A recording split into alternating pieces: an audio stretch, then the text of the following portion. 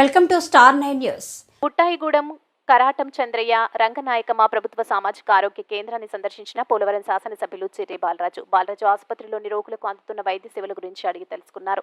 రక్త పరీక్షలు నిర్వహించడానికి ఏర్పాటు చేసిన ల్యాబ్కు తగినంత కరెంటు సప్లై అందకపోవడంతో సమస్యలు ఎదురవుతున్నాయని ఎల్టీ షారా ఎమ్మెల్యే దృష్టికి తీసుకొచ్చారు. ఆరోగ్య కేంద్రంలో అన్ని విభాగాలను ఆయన పరిశీలించారు. గిరిజన ప్రాంతానికి ఈ ఆరోగ్య కేంద్రం ద్వారా అందిస్తున్న వైద్య సేవలు సంతృప్తికరంగా అందిస్తున్నారని ప్రశంసించారు.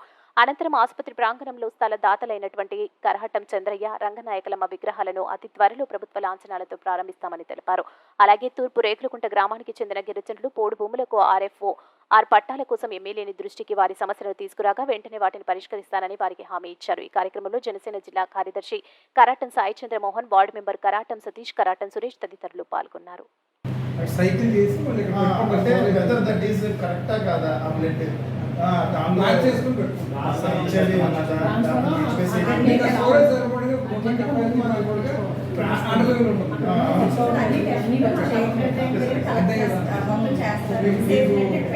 దాన్ని టాప్అప్ చేసే ఏర్పాటు